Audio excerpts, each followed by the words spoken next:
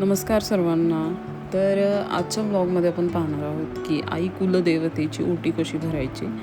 तर सध्या अधिक मास चालू आहे आणि अधिक मासात सर्वांच्याच घरी आई कुलदेवतेची ओटी भरली जाते. तर आपल्या धार्मिक मान्यतेनुसार ओटी भरणे म्हणजे केवळ एक धार्मिक विधी नसून आपल्या कुल परंपरेचा सन्मान करणे आणि कुलदेवतांशी असलेले आध्यात्मिक नाते दृढ करणे अशी एक मान्यता आहे. आणि अशी श्रद्धाही आहे की कुलदेवतेच्या कृपेने घरातील अडथळे दूर होतात आणि सकारात्मक ऊर्जा वाढते. सो ही जी ओटी भरण्यासाठी आपल्याला काय काय लागणार आहे ते आपण पाहून घेणार आहोत. सो मी अगोदर दिवे लावून घेतले आहेत. सो तुम्ही व्हिडिओमध्ये पाहिलं आहे की मी 4 दिवे लावलेत. ॲक्च्युली 5वा दिवा देवाजवळ होता म्हणून मी इथे 4च दिवे लावलेत. त्यानंतर मी हे एक कुलदेवतेचं सर्व डेकोर करून घेतलं आहे. तर अतिशय सुंदर कुलदेवता, तिचे दागिने, साडी खूप व्यवस्थित आणि छान दिसत आहे. हे मी सर्व केलं आहे हाताने. हे मी रेकॉर्ड नाही केलं आहे, बट यानंतर जे काही असेल देवीचं ते मी साडी घालण्यापासून ते दागिने घालण्यापर्यंत सर्व रेकॉर्ड करून दाखवेन. यानंतर कुलदेवतेचे पाऊल 2 हळदी कुंकाचे करंडे आहेत ते सुद्धा ठेवले. त्यानंतर ओटीसाठी मेन काय सामान लागतं हे पाहणार आहोत आपण. तर सर्वात अगोदर साडी घेतली आहे. त्यानंतर खण घेतला आहे, खण, नारळ. त्यानंतर फळं घ्यायचे आहेत आपल्याला, केळी, ॲपल, आंबे जे काय अवेलेबल असतील ते. त्यानंतर खाली एक पोटली आहे, त्यामध्ये तांदूळ आहेत, त्यावर खोबरं, अक्रोड, बदाम, सुपारी आणि हळदीचं खोंब आहे. सो त्याच्याखाली तांदूळ आहे. आणि त्यानंतर आपल्याला हिरव्या बांगड्यासुद्धा घ्यायच्या आहेत ओटीसाठी. गजरा घ्यायचा आहे. त्यानंतर हळदी कुंकाच्या जे डब्या आहेत छोट्या छोट्या त्यासुद्धा घ्यायच्या आहेत. त्यानंतर दक्षिणासुद्धा घ्यायची आहे. आणि महत्त्वाचं सर्वात म्हणजे पान, विड्याचं पान घ्यायचं आहे, कारण तांबूल किंवा विड्याच्या पानानुसार ओटी कधीच पूर्ण होत नाही. सो हे आपलं ओटीचं सामान आहे सर्व. तर धार्मिक मान्यतेनुसार कुलदेवता ही संपूर्ण कुळाची रक्षण करते आणि कल्याणकारी शक्ती मानली जाते.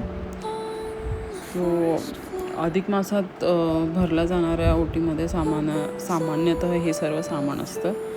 तर काही ठिकाणी वेगळ्या वस्तूही असतात, ते ज्याच्या त्याच्या परंपरेनुसार करतात सर्व. तर आपल्याला प्रसादसुद्धा घ्यायचा आहे. सो हा चुरम्याचे लाडू आहेत, हे लाडू घेतलेत मी प्रसादासाठी. सो आपल्याकडे जे काही मिठाई किंवा मग जे काही अवेलेबल असेल ते आपण प्रसादासाठी घेऊ शकतो. त्यानंतर आपल्याला शृंगारचं सामान जे असतं ते सुद्धा घ्यायचं आहे, जे 16 शृंगार म्हणतात, किंवा मग 21 वस्तू, 16 वस्तू, 11 वस्तूसुद्धा घेऊ शकतो आपण. सो यामध्ये मी घेतलं आहे आरसा, कंगवा,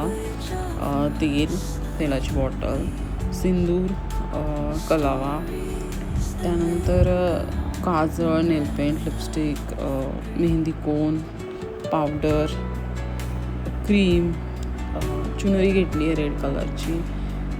त्यानंतर आलता घेतला आहे. सो मी सर्व वस्तूची नावं नाही घेतलेलं आय थिंक, बट 16 वस्तू आहेत त्यामध्ये कंप्लीट. सो हे सर्व सामान लागणार आहे आपल्याला ओटी भरण्यासाठी. सो तुम्ही तुमच्या म्हणजे जसं लागेल तसं तुम्ही हे सर्व बनवून घेऊ शकता. मला ॲक्च्युली हे मुकुट खूप आवडलं होतं म्हणून मी हे घेतलं, आणि हे दागिनेसुद्धा.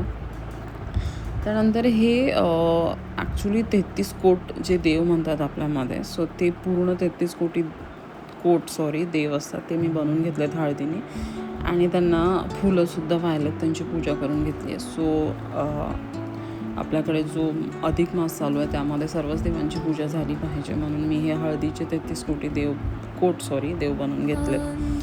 आणि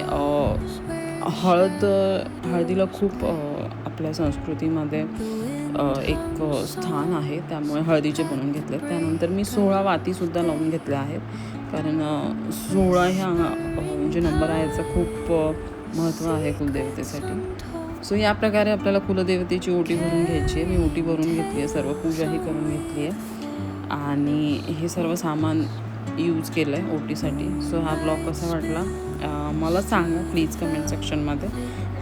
ज्यांना कुणाला आवडला असेल त्याने प्लीज एक लाईक करा ब्लॉगला. आणि यामध्ये खूप व्यवस्थित सांगितले की ओटीसाठी काय काय लागतं. सो तुम्ही हे करा. थँक्यू.